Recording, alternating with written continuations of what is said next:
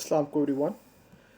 So, I had some time on my hands, and in order to make sure that I don't completely forget how the pieces move, I have decided to perhaps once a week cover a new game played by Pakistani opponents in bids of trying to prepare somewhat for the 2026 Chess Nationals.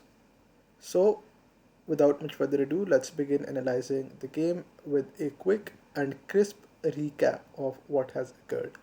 So we have pawn to d4, knight to f6, g3, d5, knight to f3, c5, bishop g2, c captures d4, castles, knight c6, and now capturing is a must, otherwise e5 is incoming, and knight captures d4. We have bishop d7. Bishop d7, a slight inaccuracy in my opinion. Best move over here is actually pawn to e5, takes and takes, and in this, and then obviously you have something like pawn to c4, knight to c3, bishop comes out over here, and in many of these cases, you do let go of castling rights, but you get to keep the center, which is very nice and gives white a black a very playable position. Like for example, over here, after let's say bishop out over here, you continue with the attack. Um, After this, you can probably play something like this here, and over here you're completely actually fine after queen up over here. You can even just after takes play something like this, and you have a very playable position in my opinion.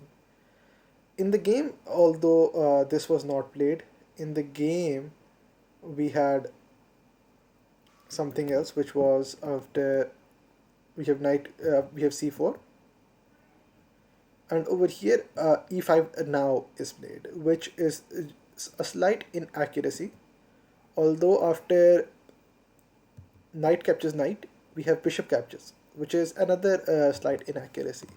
Better over here is to just go b captures c6, with the idea being that after takes and knight comes out, you can actually even just push e5, because of the fact that after takes you get a lot of counterplay, with the fact that while the light squares around the white king are extremely weak, and you have the center, and you have a tempo as well on the knight. The knight has no other moves but to move back, and then you can continue with bishop h3, and well, the game itself continues after pawn up, you take back, and well, you're gonna be doing quite fine.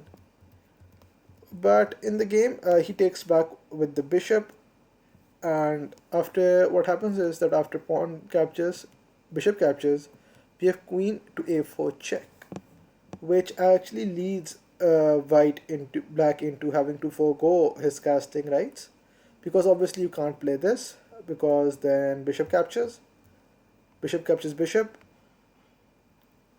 pawn captures, and well, like so you probably just lose a pawn, so you don't want to do that.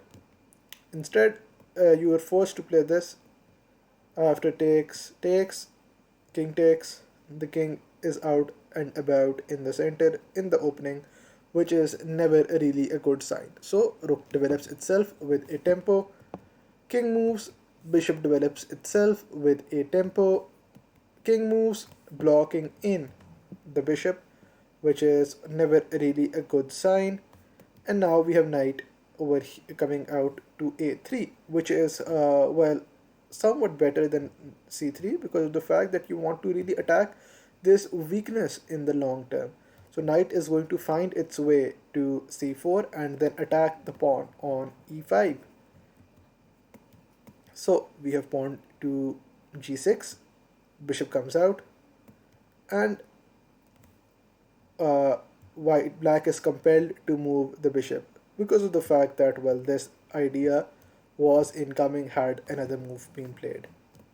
So knight jumps to c4, attacking the pawn on e5, and after pawn to h6, bishop moves back. black lets go of his weak pawn, simply because of the fact that he wants to achieve equality as soon as possible, and even if at the cost of one pawn, he prefers trading down material. And perhaps also he had seen some ideas or some semblance of lines where he does win back the pawn.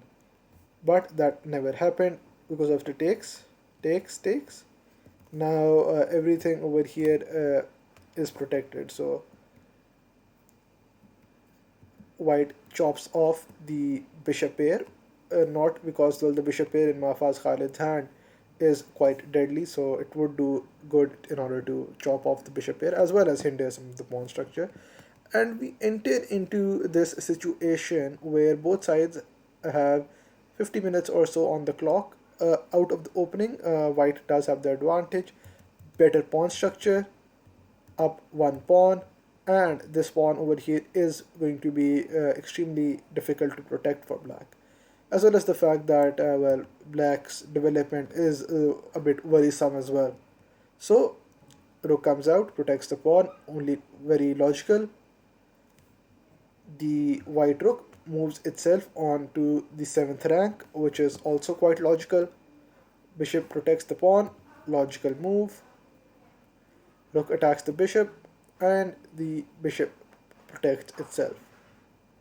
And now, well, he sort of loses another pawn, and now we enter into a new stage of the game where white has the bishop, has the rook out on the 7th rank, and he is also down to up 2 pawns, and black's own uh, rook really hasn't moved much. So the king comes in, rook goes back, and suddenly he remembers that the rook on the 7th is very strong, so he moves back his rook. King goes back up, and well, he remembers that if I move back, then that's just going to be a threefold repetition, and I am up 2 pawns. So he decides that well, I'm not going to do that, and he moves his rook out of the way. We have rook to d8, bishop to b5, pawn to f5, and bishop to d3. We have bishop d6, rook h7, h5, bishop c4 check, king f6, king to g2, and rook to c6. We have pawn to b3, rook to c7, offering a trade. Well, that's not going to happen. We have rook to h8, and rook to d7. So just some shuffling or so of the pieces. Nothing much really happens in the game except a few more shuffling of the pieces, and so surely, white does manage to advance a lot of his pawns up the board. And now the next step is going to be simple, which is to bring scoot over the king towards the queen side and promote one of these 2 pawns. So bishop moves, king moves, the king slowly but surely gets in, and well, after takes, this pawn is also going to be very strong in the future. And now it would seem that somehow, some way, Mafaaz has managed to attack this this pawn over here, and is going to win the game. So after pawn to c, will not win the game, but achieve equality at least. But after king to c3, we have the move bishop captures pawn, and now Mafaaz is only down 1 pawn. But the pawn structure does favor white immensely, and so the game continues with check, king moves, and the other king goes into the game, stopping the king from infiltrating onto the a6 square. White goes back to f4, and we have bishop. We have what move is this? It's a rook to d2, and it's called an inaccuracy. I might have to turn on the engine and see why. Probably better, black is saying, is this move. And over here the advantage is quite minimal, but after this move the advantage skyrockets to, well, some other line. But okay, We have move over here, saying that, well, you can't move over here because then I will gobble off this pawn, and well, then it's going to be a draw. So we have rook to b4, king to f5, pawn to f3, rook e3, attacking one of these two pawns, and we have simply rook to b5 check, king to f6, and king captures a7. We have rook captures, and now simply saying that, okay, if you want, you can even take this pawn over here, but then who is going to stop me from promoting in the game? So rook goes back, king comes out, and well, sooner or later, black will have to resign this game because there's just no stopping this pawn from advancing. We have rook to e7 check, king to b6, rook e6 check, king to a5, rook e7 check, and after rook c5, king e6, and rook b6. Now there are no longer any checks, and the pawn is going to find itself becoming a queen. And that was the game. Mafaaz Khalid resigned at this position with 8 minutes 11 seconds on his clock. The lessons to be learned over here is that, well, I guess you could just probably play this opening out the same way and hope that Mr. Mafaaz blunders against you.